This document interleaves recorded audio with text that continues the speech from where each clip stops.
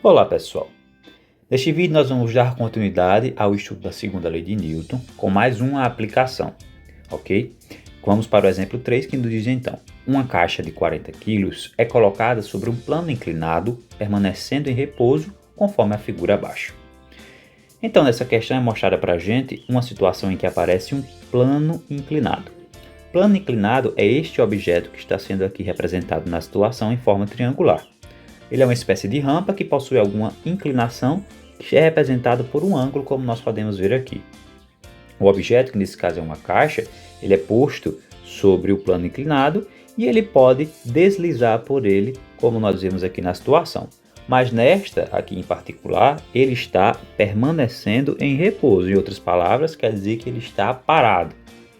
Isso por devido à força de atrito que ainda está agindo sobre ele.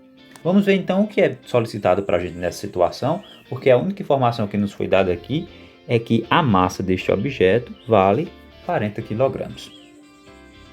A letra A é dita para a gente: desenhe um diagrama de forças para a situação. O que é um diagrama de forças? É um diagrama de corpo livre, daquele que a gente fez utilizando aqueles eixos X e Y, representando um objeto como um ponto. Nesse caso, o nosso objeto é esta caixa daqui. Então, o que é que a gente vai fazer? Vamos fazer dois diagramas de forças. Um no próprio desenho, na própria caixa, e outro aqui fora, de forma separada, para a gente visualizar melhor. Então, o primeiro passo para fazer um diagrama de forças é colocar os eixos X e Y. Então, vamos fazer isso daí. Neste caso daqui, eu estou fazendo um diagrama também de forma inclinada para acompanhar a inclinação do plano. Assim vai facilitar o nosso entendimento, ok? Mas o eixo X e Y eles continuam existindo. É claro que você tem que tentar fazer com uma régua da melhor maneira possível para que fique também o máximo compreensível. Então esse vai ser o nosso eixo Y e esse outro daqui vai ser o nosso eixo X, que eu vou representar aqui também fora do nosso desenho. O nosso objeto de estudo, que é a caixa, vai ficar representada aqui no meio. Bom, feito isso, agora eu tenho que colocar todas as forças que estão presentes na situação. A primeira força que a gente deve pensar em qualquer objeto que está aqui no planeta Terra é a força-peso, porque ela atua realmente em todos os objetos. Lembrando sempre que a força-peso deve estar sempre para baixo. Como o nosso plano aí é inclinado, a gente não vai poder colocar essa força diretamente sobre o eixo. Nós temos que colocar da seguinte maneira: para que ele fique realmente para baixo, ele deve estar aproximadamente dessa maneira aqui, ó. Então aqui é a representação da nossa força peso, que é a força devido à atuação da gravidade. Então vamos colocar aí essa força para baixo no nosso eixo X e Y. Então a força peso já foi colocada. Porém, como a própria questão nos mostra aí, o plano é inclinado, se a gente deixar o peso dessa maneira aí somente, a gente não vai poder resolver muita coisa posteriormente. Vai ser necessário decompor esse peso. O que seria essa decomposição? A gente vai distribuir esse peso na parte X e no eixo Y, ok? Eu vou deixar aqui um link na descrição para que você possa entender melhor esse processo de decomposição, se você ainda não viu esse assunto, ok? Então vamos fazer isso daqui de uma forma simples, e quem não entender bem pode acessar esse link depois, ou o card que vai aparecer agora. Então a gente vai fazer da seguinte maneira, ó. Partindo da ponta do vetor, eu vou traçar uma linha reta que vai tocar aqui o eixo X. Aí eu vou ligar do centro do plano cartesiano até esta linha e eu tenho aí a primeira parte da decomposição. Como está no eixo X, eu chamo aqui Px, que é o peso distribuído no eixo X. Do mesmo modo, eu faço daqui para o eixo Y. A partir da ponta do vetor, traço uma linha reta que vem para cá e põe aqui, ó, o nosso próximo peso decomposto, que como está agora no eixo Y, eu chamo ele de Py. Vamos representar aqui também, ó. Traço uma linha reta que toca o eixo X, ligo a partir do centro do plano cartesiano e eu tenho aí o Px, que é o peso que foi distribuído em X. Do mesmo modo, nós vamos ter agora aqui o Py, que é o peso que foi distribuído em Y. Esse processo que eu acabei de fazer é o que chamamos de decomposição de vetores. Assim fica mais fácil para a gente, porque analisar os eixos é mais fácil do que analisar o que está fora do eixo. Então é importante fazer isso daí para muitos cálculos, como a gente vai ver nessa situação. Bom, essa é a força-peso que foi distribuída em duas partes, PY e PX, ok? Mas ela não é a única força que atua na situação. Se o peso está numa superfície, que é o próprio plano inclinado, então pela terceira lei de Newton, essa superfície vai reagir sobre o objeto, não é isso? Então se ela vai reagir sobre o objeto, já que ela está nessa posição aqui, vai existir uma força nessa direção. E essa força nessa direção, já que é uma força de reação da superfície, a gente vai chamar ela de força normal, representando pela letra N. Então nós temos agora aí, além da força-peso, a força normal, que equilibra justamente com essa força PY. Ok? Mas o objeto ainda está parado. Se ele está parado, é porque existe uma força que não permite que ele se mova. E a essa força, a gente já sabe que devido à superfície vai existir um atrito. E o atrito é sempre contrário ao movimento ou à tendência do movimento.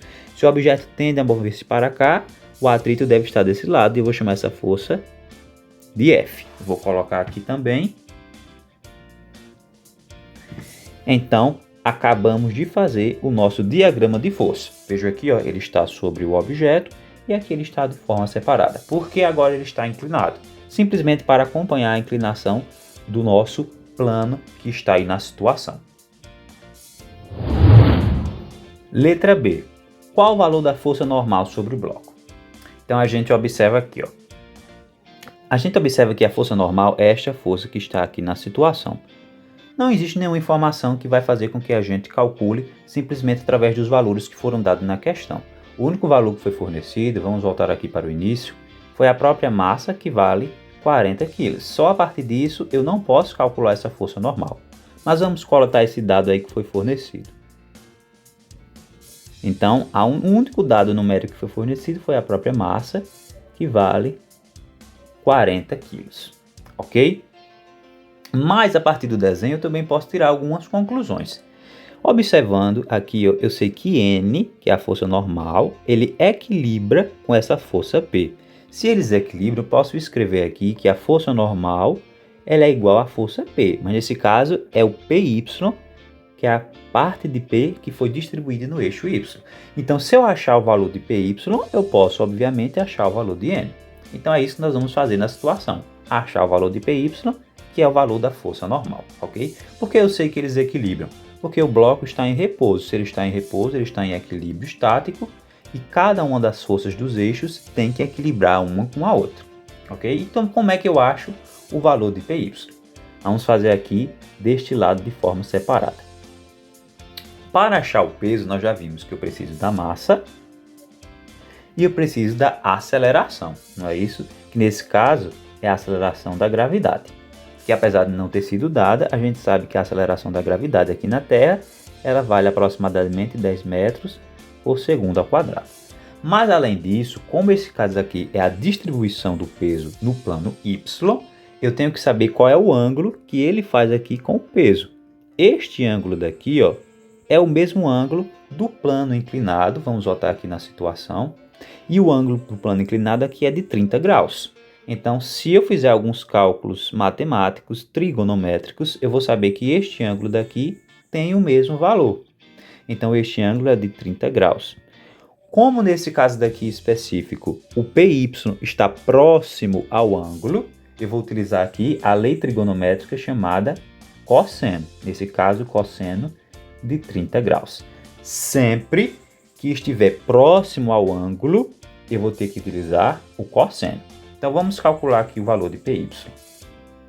PY é a massa, que vale 40, vezes a aceleração da gravidade, que vale 10, vezes o cosseno de 60. Vezes o cosseno de 30. Como o cosseno de 30 não foi dado na questão, você vai ter que consultar uma tabela trigonométrica ou vai calcular numa calculadora. Eu vou mostrar como se calcula numa calculadora. Esta calculadora que aparece daqui já está mostrando a parte científica que corresponde a estes elementos que estão aqui. Então aqui nós já temos o próprio cosseno. Basta colocar o cosseno e o ângulo desejado. Se o ângulo daqui é de 30 graus, a gente escreve aí cosseno de 30. E o cosseno de 30 vale 0,866 e assim sucessivamente, que a gente pode arredondar aqui para 0,87 dentro da nossa questão. Então vamos colocar aqui como 0,87. Agora o PY vai ser 40 vezes 10, que dá 400, e 400 vezes 0,87. Então basta multiplicar esses valores, que eu vou utilizar a calculadora mais uma vez. Então multiplicando isso daí por 400, a gente obtém o valor de aproximadamente 346,4. Então aqui nós teremos 346,4 newtons. Então quer dizer para a gente que o valor de N, que é igual ao valor de P, o valor de N, que é igual ao valor de PY, também será igual a 346,4 newtons. Essa é a resposta da letra B. Continuando aqui com a letra C, é pedido qual o valor da força de atrito. Agora a gente vai calcular a força de atrito, que é esse F daqui da situação, esse F minúsculo. Bom, mais uma vez não temos informações dentro do enunciado da questão para a gente fazer o cálculo dessa força. A gente tem que partir para a figura. E a gente observa mais uma vez que pelo equilíbrio, este lado, que é a força de atrito, tem que equilibrar com este outro. Então a gente sabe aí que a força de atrito ela tem que ser igual a Px para manter o equilíbrio. Semelhantemente ao que a gente fez na letra B, a gente vai fazer aqui também. Então essa força de atrito ela é igual a Px. Então vamos calcular o Px aqui do lado. O Px, mais uma vez, será a massa vezes a gravidade. Só que aí entra também a função trigonométrica. Px é este parte do peso que foi para o eixo x. O ângulo aqui é o mesmo, é 30 graus. Porém, esse Px está afastado do ângulo. Veja aqui, ó, comparado a Py, que está pertinho, ele está afastado, não é isso? Quando está afastado, ao invés do cosseno, a gente usa o seno. Então aqui usaremos o seno de 30 graus. Então quem será o Px? Substituindo os valores que foram dados, m vale 40, g vale 10 e o seno de 30, esse é mais fácil, ele vale 0,5. Se quiser pode calcular numa calculadora também, ou então simplesmente aprender que seno de 30 sempre vale 0,5. Fazendo aí a multiplicação, a gente tem que 40 vezes 10 dá 400 e 400 vezes 0,5 dá 200. Então o peso X vale 200 newton, ok? Então quer dizer que essa força também tem que ser igual a 200 newtons, já que ela é igual a Fx. Então a força F, que é a força de atrito, vale 200 newtons. Finalmente vamos para a letra D, que nos diz: uma pessoa começa a empurrar a caixa na mesma direção da inclinação com uma força F igual a 50 newtons. Então agora, além das forças que já existiam, uma pessoa começa a empurrar a caixa. Se ela está empurrando, existe aí então mais uma força que está atuando, que nesse caso é uma força que vale 50 newtons. Como a caixa tende a descer, e é justamente a direção da inclinação, a gente vai acrescentar essa força aqui no nosso eixo, nessa mesma direção do movimento que a caixa deve fazer aqui. Então aqui nós temos agora mais uma força, que é a força F, ok? Além disso, quando o objeto se move, a força de atrito cinético é de 100 newtons. Agora o objeto está se movendo, então essa força de atrito que estava aqui antes, que era de estático, ela não mais vai ser presente e a gente vai substituí-la agora pela força de atrito cinético, ok? Que ela é menor do que a outra, e a gente vai chamar ela de Fc, que nesse caso vale 100 newtons. Então, o nosso diagrama aumentou um pouquinho, mas o modo de resolução continua semelhante. E a pergunta é, então, qual o valor da aceleração do bloco? Então, vamos fazer esse cálculo aí. Foi visto no vídeo 2, e eu vou repetir aqui, que para a gente calcular a aceleração, a gente chama de A, é preciso de quem? Da força resultante e também da massa. Só é dividir a força resultante sobre a massa. A massa nós já temos na questão, essa massa vale 40 kg, como foi colocado lá no enunciado, e a força resultante é o somatório de todas as forças que agem sobre o objeto. Então, o nosso trabalho inicial aqui é calcular essa força resultante, que é o que a gente vai fazer agora.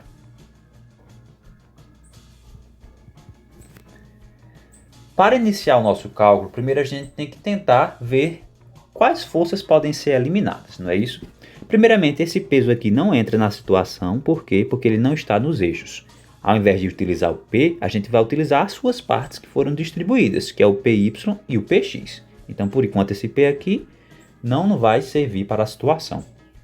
Outra coisa importante é que a gente sabe que não existe nenhum movimento para cima no eixo e nenhum movimento para baixo aqui, né? Então, semelhantemente ao exemplo segundo, esta força vai eliminar esta outra daqui, elas vão se equilibrar. Então, sobra para a gente apenas a força de atrito cinético que está para este lado, a força da pessoa que empurra e o Px. Então, é isso que a gente vai utilizar na situação. Ok? Então, vamos fazer aí a força resultante. A força resultante será quem? Como nós temos aqui F e Px todos nessa direção daqui, então a gente põe esses daí. Então vai ser a força F mais a força Px. E como a força de atrito está para o outro lado, a gente coloca ela de forma negativa menos a força de atrito. Então, como será aqui a situação? Vamos ver os dados da questão. A força F vale 50 newtons. O Px nós achamos em letra anterior e ele vale 200. E a força de atrito, ela vale 100. Agora basta fazer as operações aí. 50 mais 200, 250. 250 menos 100, nós obtemos 150 newtons. Então essa é a força resultante sobre o objeto. Agora nós podemos substituir aqui no cálculo da aceleração, que é o que está sendo pedido aqui na situação. Então quem vai ser essa aceleração? Vai ser a força resultante que acabamos de calcular e vale 150, sobre a massa que vale 40. Fazendo este cálculo, a gente obtém 3,75 metros por segundo ao quadrado, e aqui a gente finaliza as nossas questões.